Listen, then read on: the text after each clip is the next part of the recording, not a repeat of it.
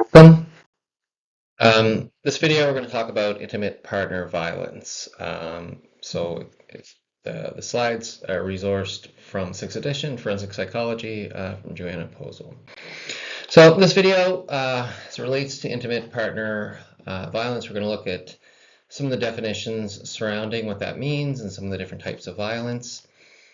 Some of the theories as to why does it happen?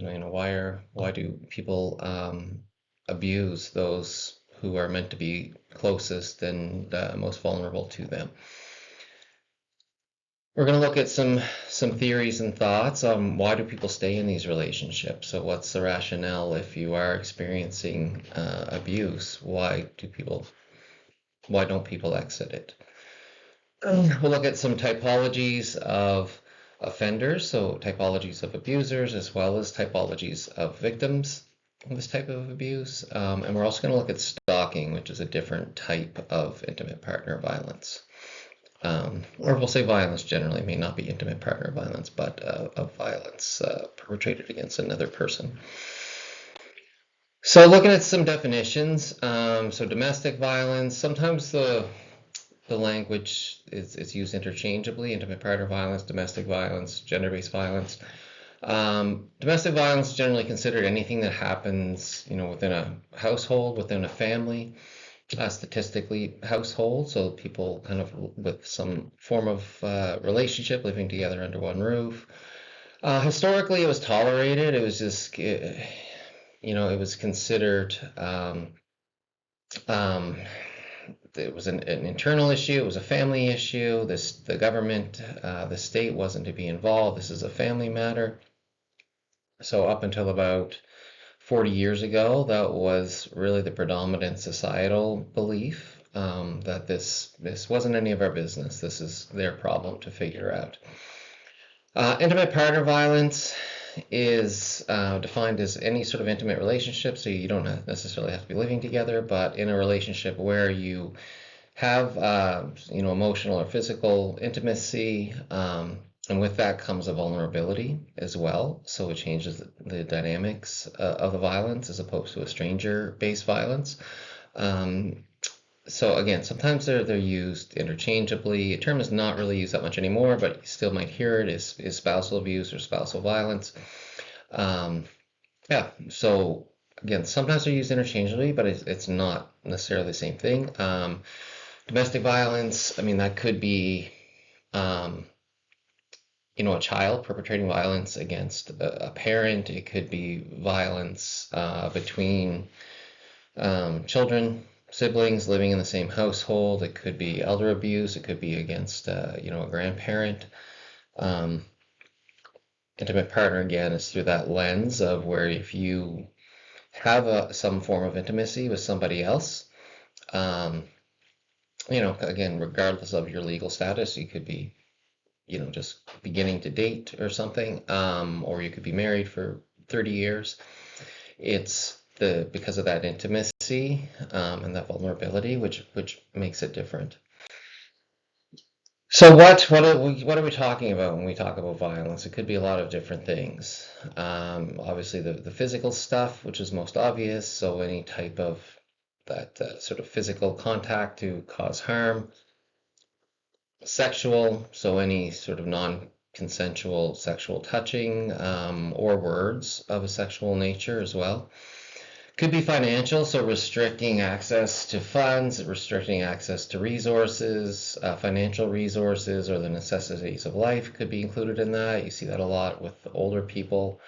You see a lot in intimate partner violence as well, so restricting the victim of access to finances and other resources kind of related to finance. Excuse me. It could be emotional. So know what emotional abuse looks like. Like gaslighting, manipulation, degradation, verbal attacks of any kind. Out of all of these four, the only one that isn't illegal is emotional abuse. So there's no law in the books that says you can't do this. It's still a form of abuse. But it's where it's the most difficult to prove. The other ones are, there's typically some sort of evidence. And the big one is there's laws on the books. So there are laws on the books that prohibit it from a legal point of view, but emotional is difficult to prove. And according according to the people that make the laws. So that's not on the books as a crime. So with intimate partner violence, so the federal government does social surveys every so many years. So from 2019, say 1%, and so this is reported. So this is reported on the survey, but we know that in all these types of intimate partner and domestic abuse, a lot of it is unreported. Particularly the emotional and financial stuff. Well, actually all of it, but a lot of it goes unreported or underreported. Rates appear to be declining over the last number of years. This could be the societal shift. This could be the education around it. So the education that that victims have and that we as a society have about what's appropriate and what isn't appropriate. There are more resources. There's not enough resources, and those resources, there's a real urban-rural divide between resources, but more resources exist. So if you think of any type of crises, so whether it be like a personal crisis, a crisis maybe around managing emotions, or it could be a crisis like this, a lot of it comes down to resources. So your ability to cope depends on what you have available, what tools you have available to draw upon. So this idea of resources and the fact that there has been more interventions, again, not enough, but more interventions around this. It gives people more resources, and around this education and societal shift, that there are things that aren't appropriate that might have been tolerated in the past. The rates appear to be higher with Indigenous respondents to this survey. A couple of potential explanations for this could be for those Indigenous people who live on reserve, so it's a bit more of a closed society, so it's maybe more kind of known to other people because they're living more communally and generally in a designated space. Another reason put forward for this is that there are statistically many more Indigenous people who may have suffered abuse as children, so they have more awareness of resources and aware of more like procedural things, like as far as contacting the police or contacting authorities or talking about it more. So that was another thought as to why the respondents are higher. It's the thought isn't that there's more abuse, is that it's more known, it's more reported. Other thoughts around that stuff. So why does it happen? So what are the reasons that this occurs? So theory, and it was a historical theory, and it's still culturally relevant in many cultures, is this patriarchal view that a man has the responsibility to manage their household, and they make the rules. It's their job to kind of keep everybody in line. A lot of what I'm going to talk about in this video, and this is because this is where the mass bulk of research is in heteronormative relationships. A lot more work needs to be done outside of that lens, but most of the research is through this idea of a cis man, cis woman in a relationship. The man typically abuses the woman, so we're talking sex, not gender, and talking mostly through this heteronormative lens. So this is where our theories come from. Again, much more work needs to be done in any kind of relationships outside of that lens. So I just want to preface this when I'm talking about men, women, these types of relationships, that it's based on the bulk of the research that has been done through this lens. So that can explain all aspects of intimate partner violence. So this idea of this patriarchal approach was still exists in our culture. It is more prevalent and sort of outside of what you might consider sort of a traditional Western Canadian settler uh, context. But this idea that the man is responsible, they have the right to do it, but that can't explain all of it. That doesn't explain, with, maybe between siblings or to parents or grandparents or this sort of thing. So, from the domestic violence point of view. And it also can't explain intimate partner violence, so anybody who doesn't fit into any of those identities as well. Big theory is this idea of social learning theory. So again, as young people, like we learn the ways of the world generally through learning, through observation. How we many people learn to parent from their parents. They learn to be in relationships the way they've observed relationships. So what have they learned through observation? What have they learned from their environment? So if aggression in your developmental context, in your learning context, if that's been rewarded, if aggression has been used to sort of end a conflict, not end it in a positive way, but it's been used to sort of end it. If that's how you've learned to communicate, whether it be from family, from your culture, maybe from your peers, through the media, this sort of thing, then it comes back to this idea of what have you observed, what have you learned, what are the norms that you are holding to be true based on what you've learned. Um, excuse me.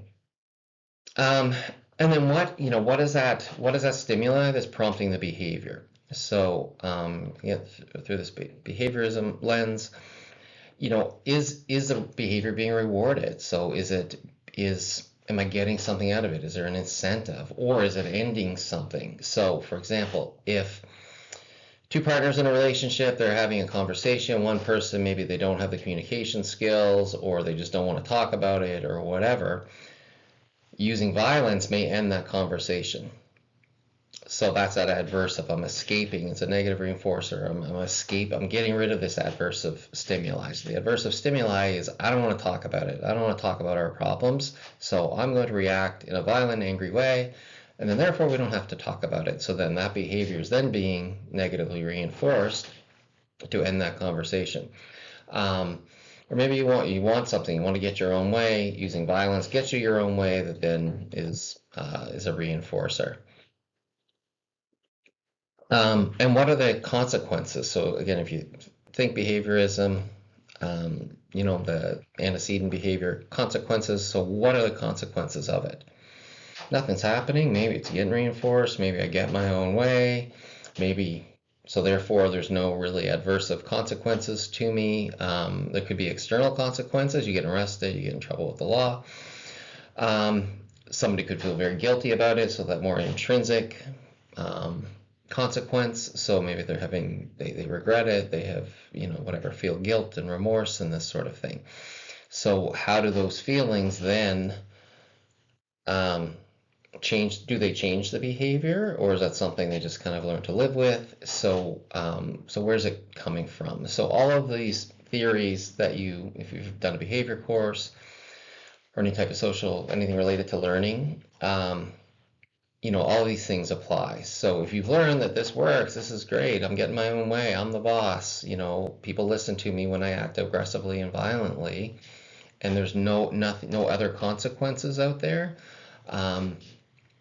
then that could perpetrate continued or increased violence.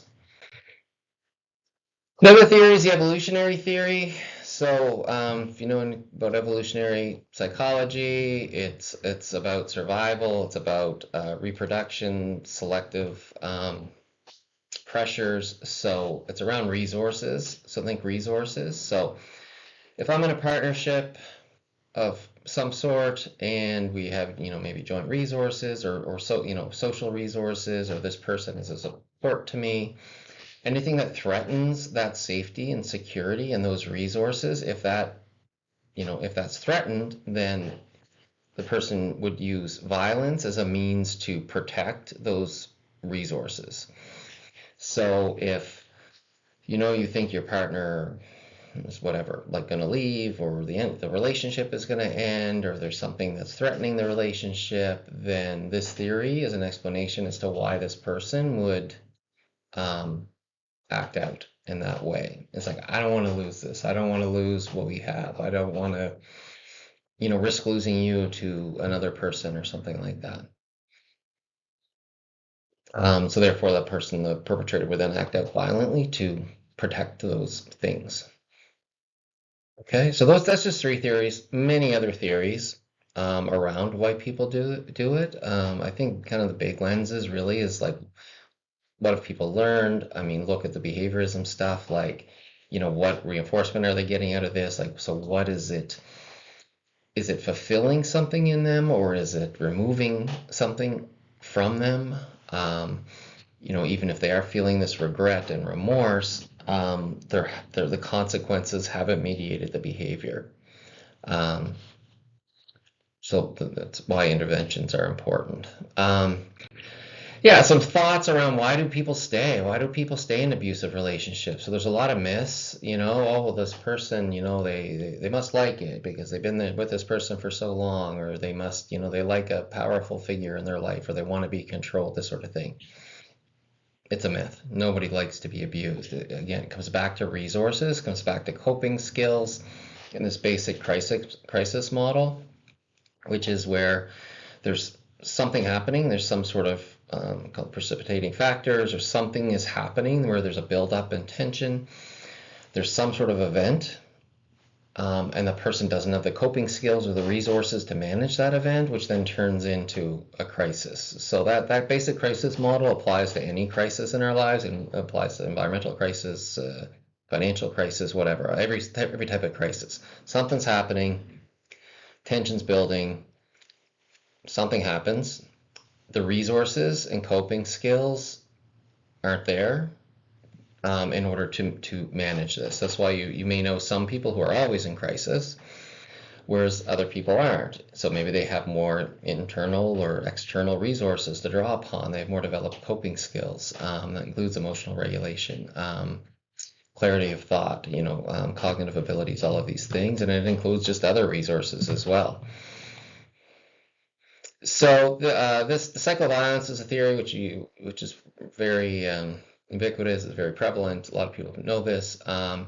So this idea that when we're talking about intimate partner violence, that there's something causing the tension. Maybe it's financial problems, it's communication problems, it's a conflict. There's something happening where the tension is building. There's that acting out in violence, but then there's that period of remorse, or that honeymoon phase. Oh, I'm really sorry. I'll never do it again. I'll go to counseling. We'll get help. And then there's often a pouring on of affection, and that any of these phases there's no set time that they could last.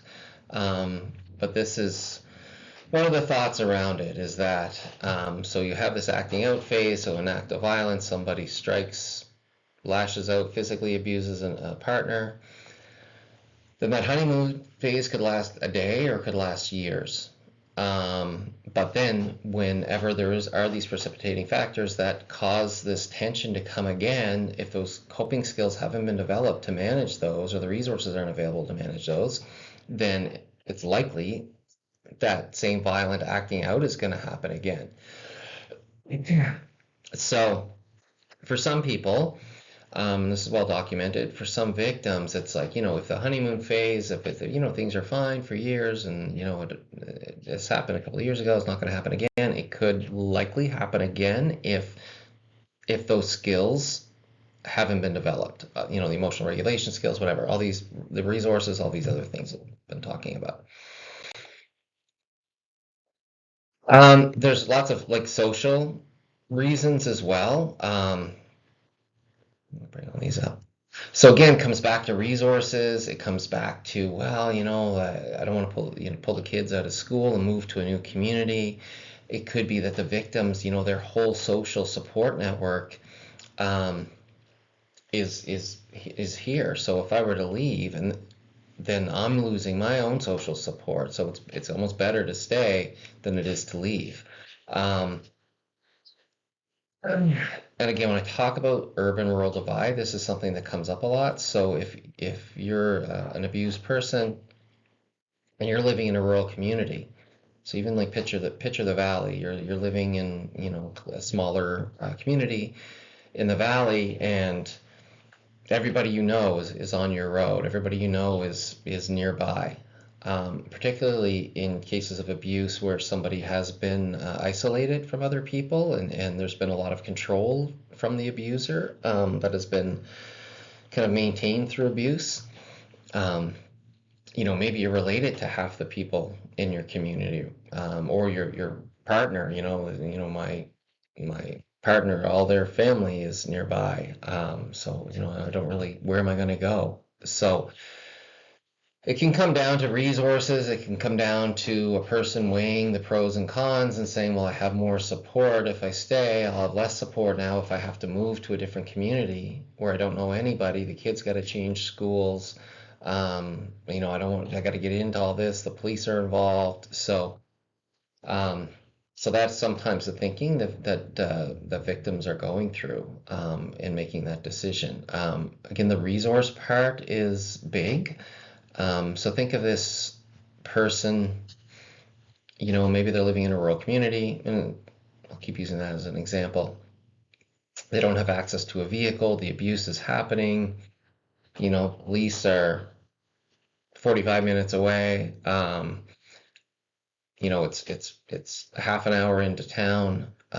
What do you do? So we through Acadia, we've been doing some work. I've supervised a project with Chrysalis House, which is in Kentville, which is an organization that deals with this type of abuse, is trying to look at this idea of resources. So what happens if this abuse is happening and I want to leave now, but I'm in a rural community, outside of the sort of the main strip through the valley, and I got to get out of here. So what do you do? How can you access those resources? Then we know there's a housing crisis. Then what? Then where do you go? So development and education of those resources is very important, because again, the more resources we have when we're dealing with crisis, we're a victim of violence, of any of those forms of violence, then the more options you have in coping with that.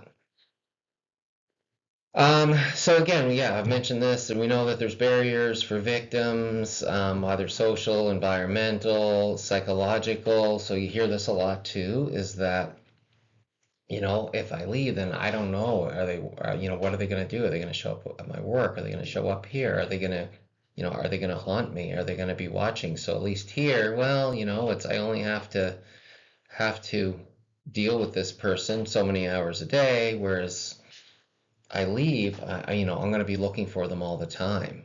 Um, so there's that's hypervigilance, and again, it's many victims of abuse, all the different types of abuse. They may develop some symptoms of PTSD. They may not have a full diagnosis, but may develop some of those symptoms like hypervigilance.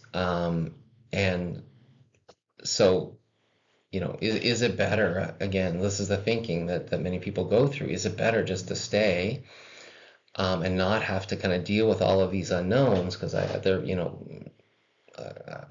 been living in this situation and I have some control over some of it, but if I leave, I'm gonna lose some of this control. So that's some of the thinking that people may go through. So again, most of the research is done in it's like uh, hetero relationships, so male abuser, female victim. So this is where this stuff is coming from. So when we look at male abusers, it gets categorized. So why do we categorize things, and why do we label these sorts of things in psychology? It's just to understand it and to be able to have a framework in which to treat it, to research it, treat it, assess it. So things get categorized, things get labeled. There's frameworks, there's theories, all these things, so that we have a direction to go to, and we have a direction for again for all those things, research and treatment. So that's where these comes from. So three categories. A big one is family only. I'll talk more about that. And dysphoric borderline, it's about 25%. These numbers aren't, on the dot, but about that. And then the generally violent or the person exhibiting general antisocial behaviors. So we'll talk about these three categories. So the family only batterer. So this is a person who, so if even in your life, if you hear about cases of this, it's that person who sometimes people are surprised to hear it. They're like, geez, I can't believe that he did this. Like, he doesn't seem like that kind of guy. Because these people aren't exhibiting violent or antisocial behaviors outside of the home. So they're not typically a violent person. They might be very likable. They might be the person who, in all other domains of their life, they're doing fine. If you were to ask them, what are your thoughts on this? They would say, oh, I hate this. I don't understand why people, abuse the ones closest to them. But this is the majority of people. So they kind of limit their violence to within their home, like within their kind of their domicile. So whether it be intimate partner or abuse against other family members like children. So again, think of this. So why are they doing that? I mean, where is this coming from? If this isn't your kind of way of being, this isn't the way you live in the world. Why is this happening? So go back to the other theories. Like, so could it be this is what they've learned? This is how they've learned how to control relationships, or this has worked for them, and it's been reinforced, and they keep doing it. Who knows? But yeah, this is the most common one, and yeah, and again, this is the one, again, just in our lives we hear about it, we're surprised, we're like, I can't believe this happens, because they're not demonstrating it publicly. It's not a behavior you see from them. Only their family would see from them.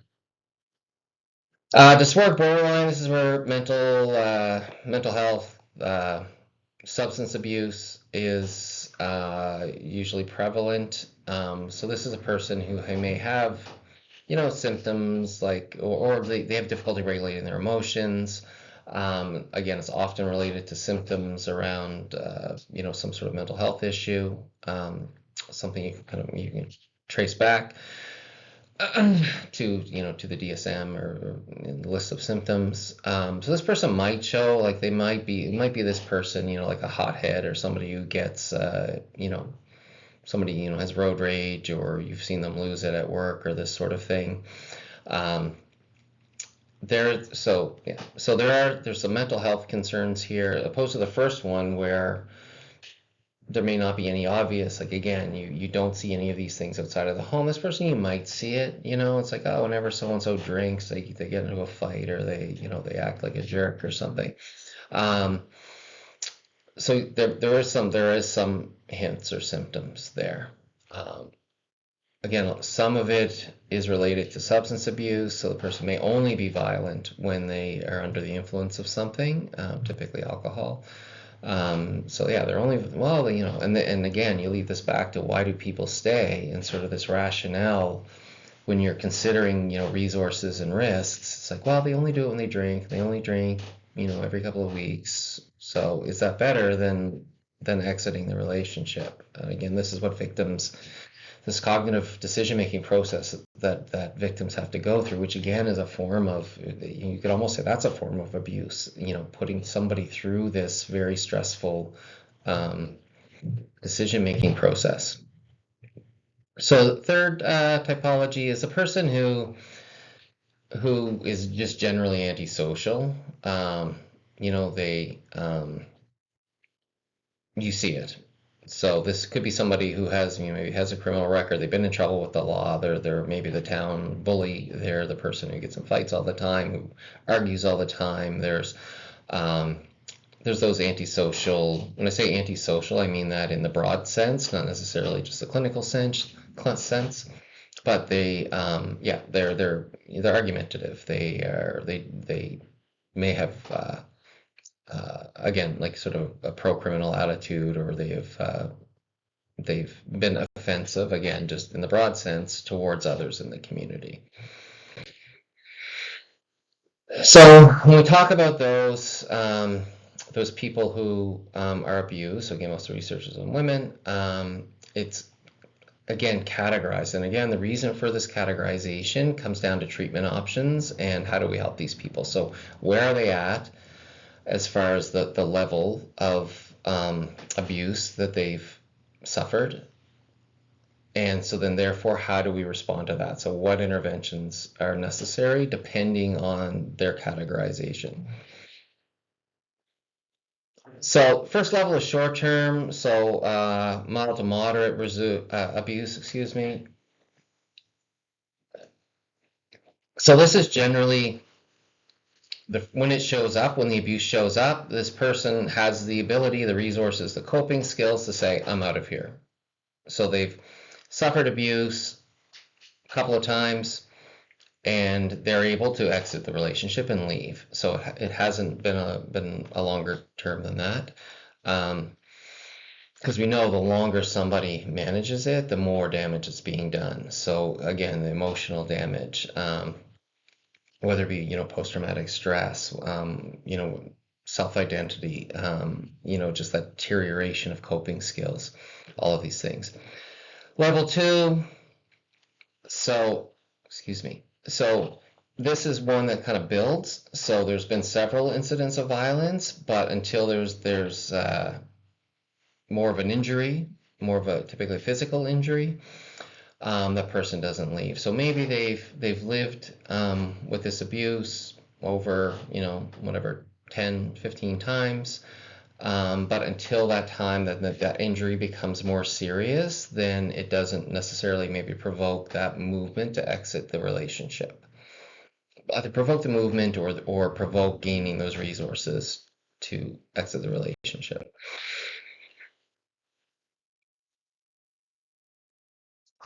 So intermittent long term. So this is when this person's rationalized it, and they say, okay, I'm going to stay until the kids are gone. But so they manage it and deal with it. They suffer from it for a longer period of time, and in many cases, this is until the children go off, they leave the home. So they leave to work or go to university or college or something, but they stay for many years until that time that they're able. So that takes a very strong person to do that. I mean, it's what other damage has been done? What other resources from the abuser have been manipulated and controlled? A lot of times it's financial stuff that they have had limited access to in this abuse of control and finances. It could be the lack of a support system, so the isolation piece as well. But there are many cases whereby the person will stay until maybe children or they've gained the financial resources to be able to leave. Chronic level, so this really is, it keeps going until the person gets arrested or dies. So they don't exit the relationship. Like I guess on their own or with support, it's only when that relationship ends because of this external reason. So the person is locked up, they die, whatever, or this could be the first time that the police are involved, and they start making some decisions for the person. We'll talk a bit more about that here in a bit. So homicidal level is so this is ongoing long-term abuse where the woman kills the husband in response to the abuse. You do see this a lot in older people, like in seniors, where like people 70 years old who then kill their husband, in part because they have lived with it for so long. They've suffered so much that there comes a point where they act out in violence because of their experiences that have built up. Some cases the courts consider that. Many cases the courts consider that. If it's an older person, they'll consider age, they'll consider the abuse, this sort of thing. Not in every case, but in many cases they do. So I mentioned about the police getting involved. So in Canadian policing,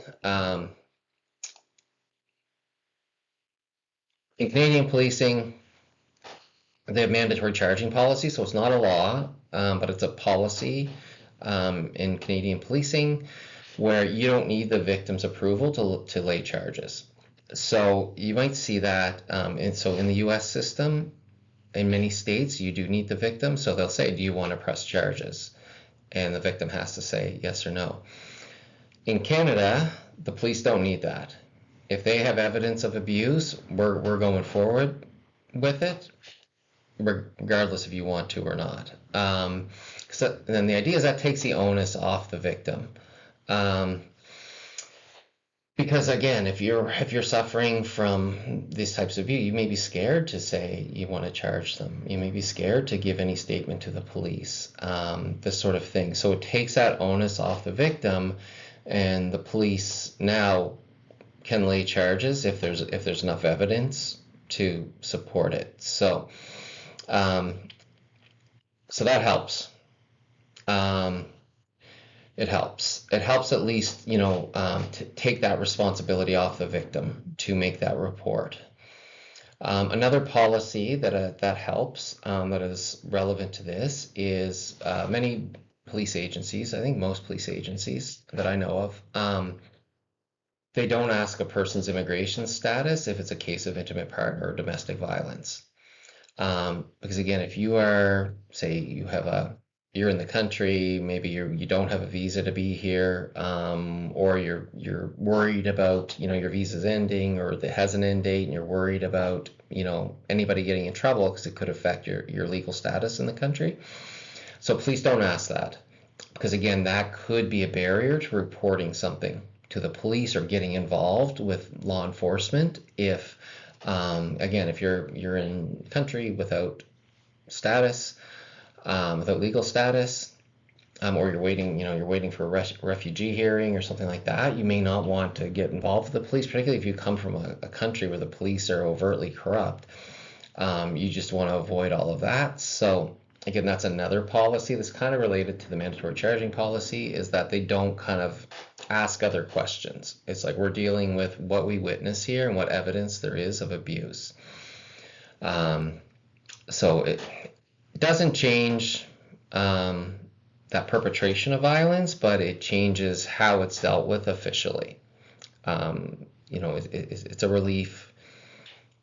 It's a relief for the victims that they don't have to. They may not want to testify. They may not be a great witness in court, but at least it gets the processes going, and the police can lay the charges.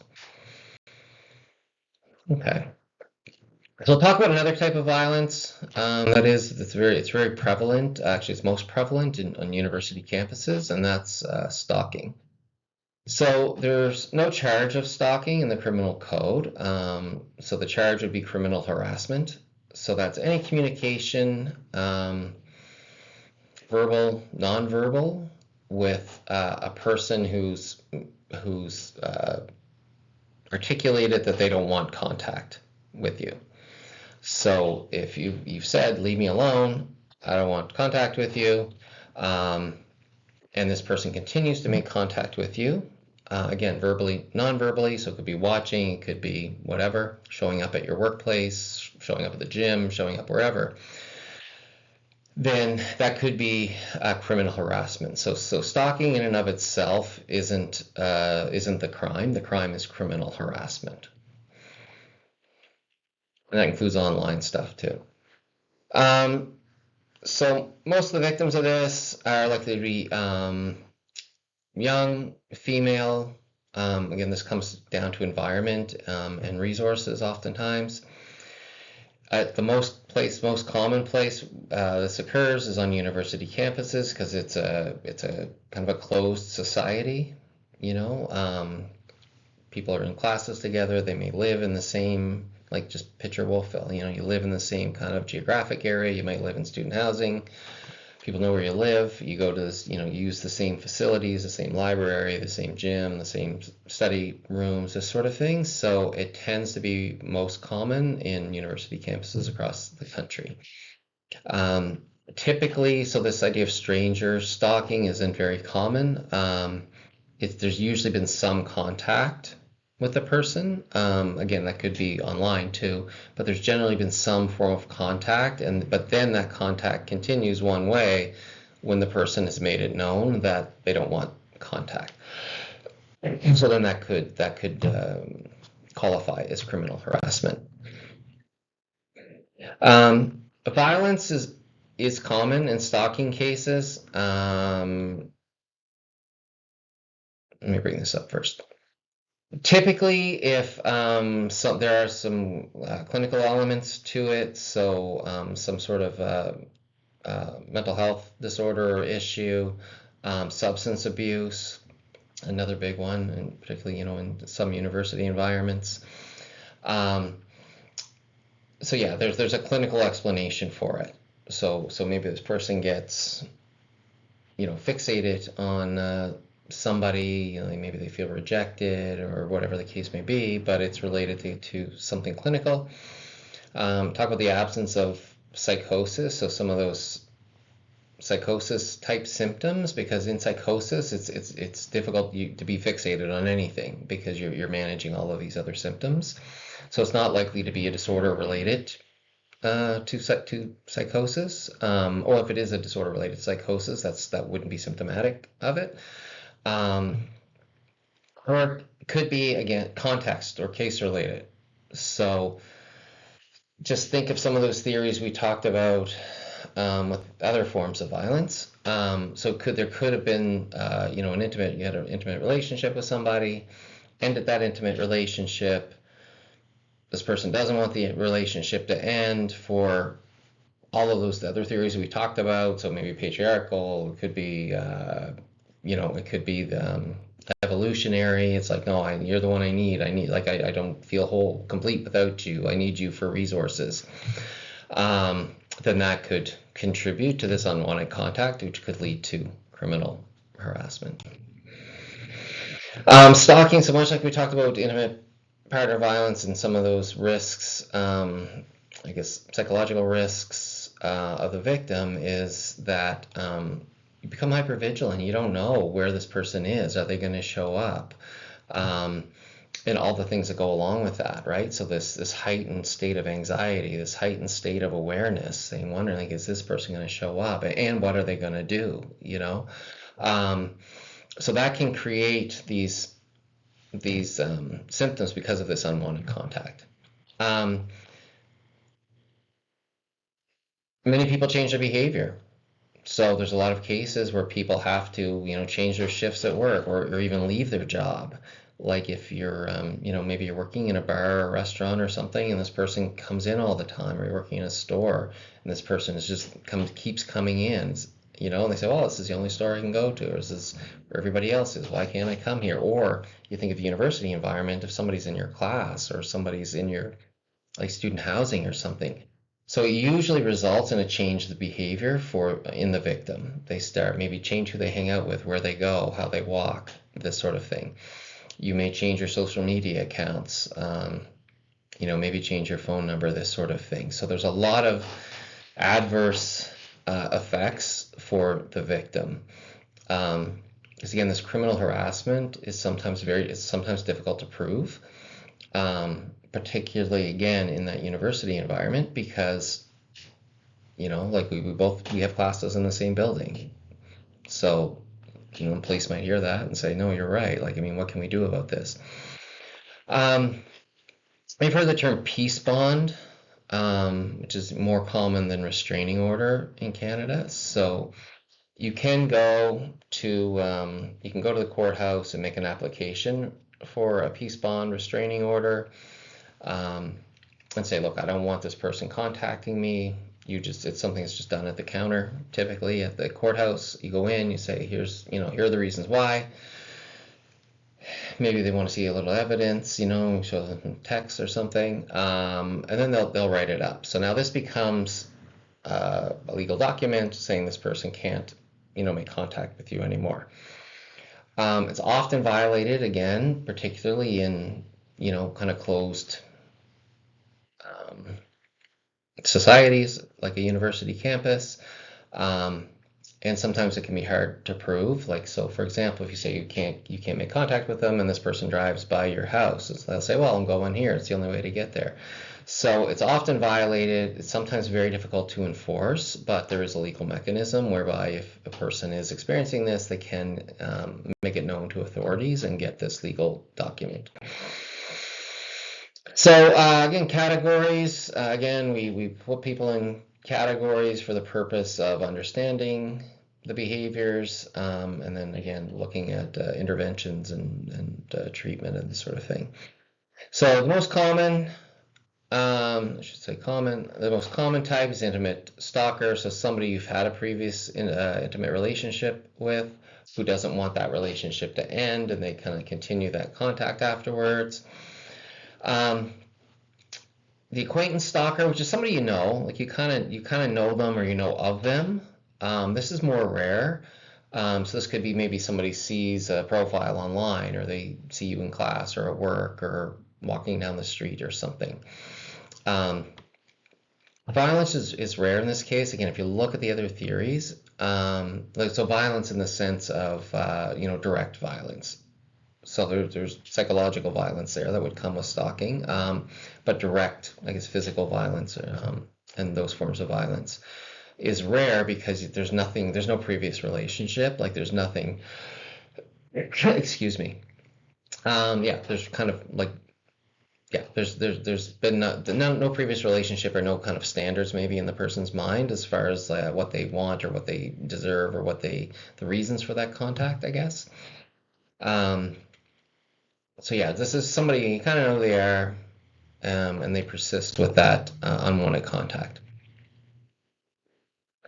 Public figure, you hear about this with celebrities, like there's, somebody becomes obsessed and fixated on a celebrity. You hear about it, they'll break into their house in Hollywood or something like that. Generally clinical reasons for that. There's some underlying psychological disorder.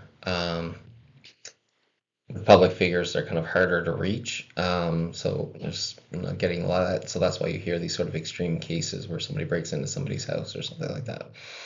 Not likely to be violent. Private stranger stalker. So this is rare as well. So there's been no contact, nothing with the person. So you haven't had, so as opposed to acquaintance who might be somebody you see around type of thing, this is somebody completely unknown to you.